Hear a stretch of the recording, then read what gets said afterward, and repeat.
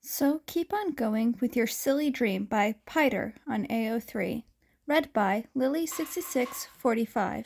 This fic includes mentions of suicidal thoughts. That is your warning. Chapter 55, Bakugo retrieved. Is Izuku still with the crew? Debatable. Summary. They grab Bakugo, then after Izuku goes lone wolf and goes to save a civilian. Hey, that's my lady. And Gang Orca and Best Genus? Kirishima pointed. Momo nodded along. And Mr. Tiger, too. Izuku hopped up, holding himself against the window ledge to see inside. Sure enough, their pros stood inside, holding back all the Nomu. Izuku wished he could hear them, yet they were too far and his hearing wasn't quite enough. Huh. Sounds like the pros were on top of this way before we were. Kirishima mused, hopping down with a grin. Todoroki stepped to the side slightly, giving the redhead a little more room. All Might was somewhere else, so they've probably rescued Bakugo already. Very well. Let's get out of here and let the pros deal with this. Yahoo! I insist you accompany us so we can stay out of their way, Ida declared, hands on his hips. Izuku only nodded because he'd rather not be alone with a bunch of pro heroes, thanks. It's not because he was lonely or anything. That'd be stupid. He's totally adjusted to the solitary life. Totally! They slowly begin to shuffle forwards. I'm sorry, Tiger. A voice loud enough even Izuku could hear froze them in their tracks. But Ragdoll's quirk was so useful. I just had to take it. How could I not? Are you with the League? Gang Orca called out, voice leaking with tension. Someone get us a light. Since my body was mostly destroyed, I haven't been able to stock up on quirks.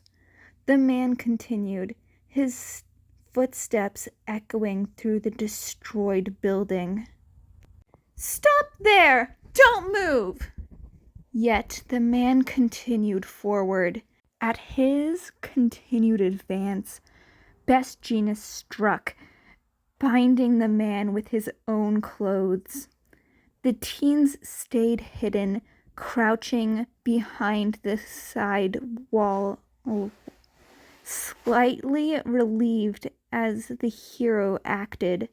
Izuku's heart sputtered up slightly as the man seemed unbothered, even when being caught would spell the end for most.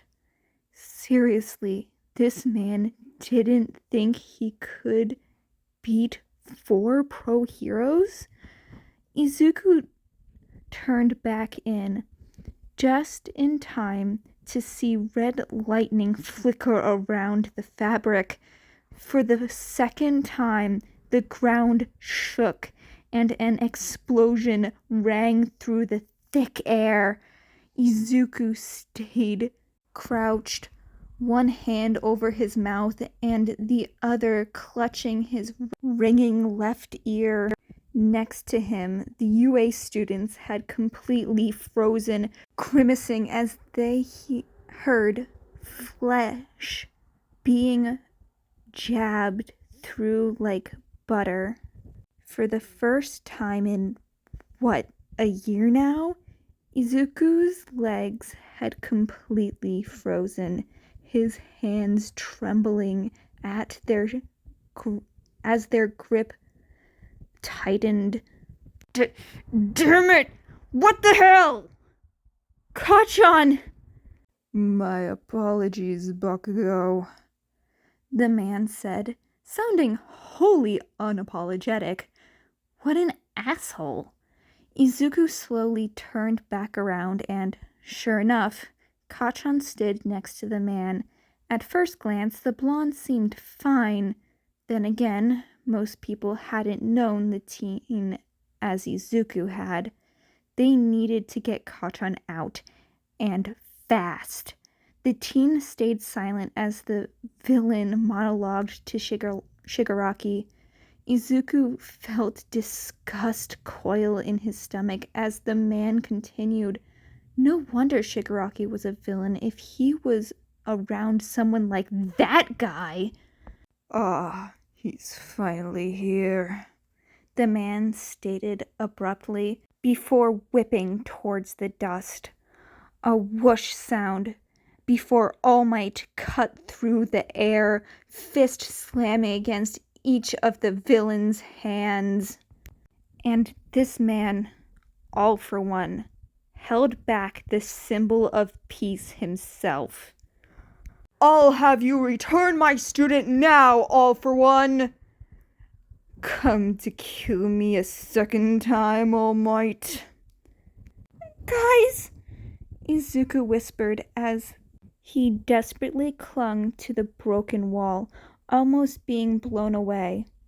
I don't think their leaders noticed we're here, and now he's busy with All Might. We need to get out of here, out of the way, and I think we can still find a way to... We are not engaging the villains, Ida interrupted with a firm hiss, placing a hand on both Izuku and Todoroki. I didn't say we would. Tell us your plan. Todoroki shrugged off Ida's hand, turning towards the vigilante. The thing is, it will all depend on him. I don't like this, Ida stated, plainly apprehensive and clearly nervous. Izuku didn't blame him. Well, we have to do something, Kirishima snapped. We need to get everyone out of here so All Might won't have to hold back. And damn it, I'm not leaving without Bakugo. Let's just do this, Izuku interrupted.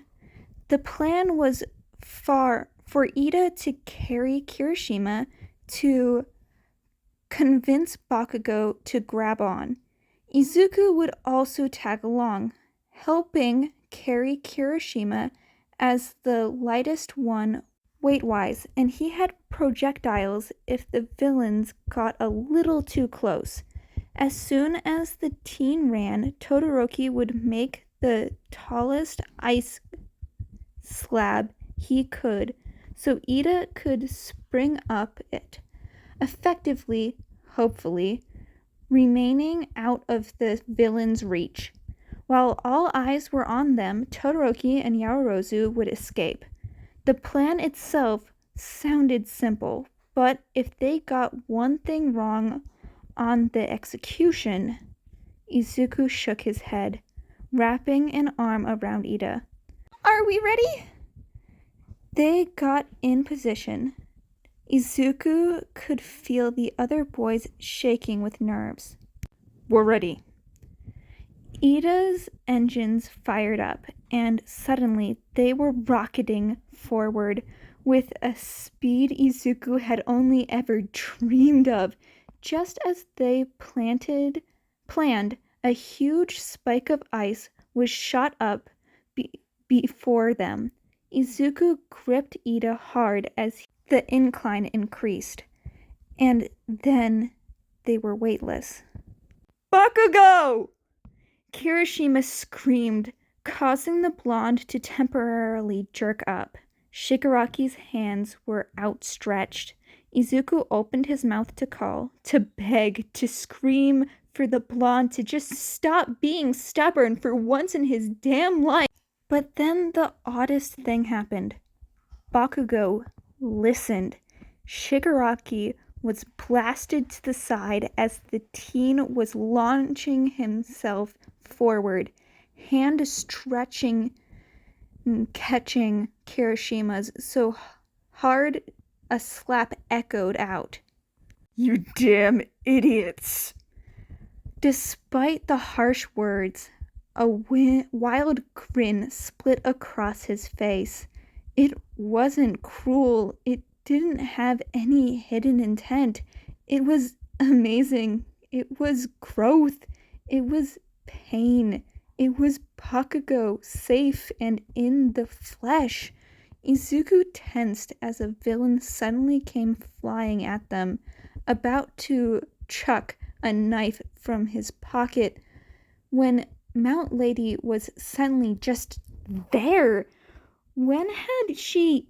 "The rescue takes priority," she said weakly as she fell. "Get out of here!" And Izuku almost listened. Almost.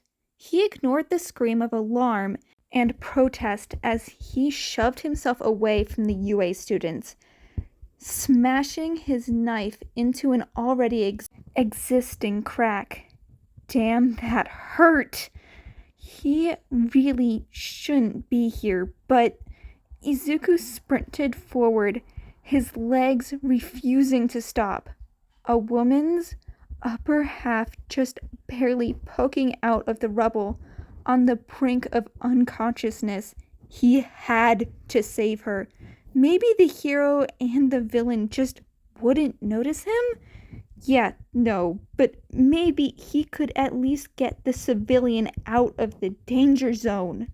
"Ma'am, stay calm. I'm here to help." You don't look like a hero." "I'm not." "Are you a villain?" "No." Well, who are you then? And why are you here?" The woman's voice shook slightly with fear, tears leaking from her bleary eyes. Izuku almost sighed, but held it back. Looked like he'd be telling her that stupid name. Why couldn't he be named something cool? Or hell, even better, remained completely unnamed. "I'm Yahoo, a vigilante, and I'm here to help you." That is the end of chapter 55 of So Keep On Going With Your Silly Dream by Piter on AO3. If you like this, please go support the original author, link in the description below. Hope you have a good day, night, or whatever time zone you're in. Bye, kittens.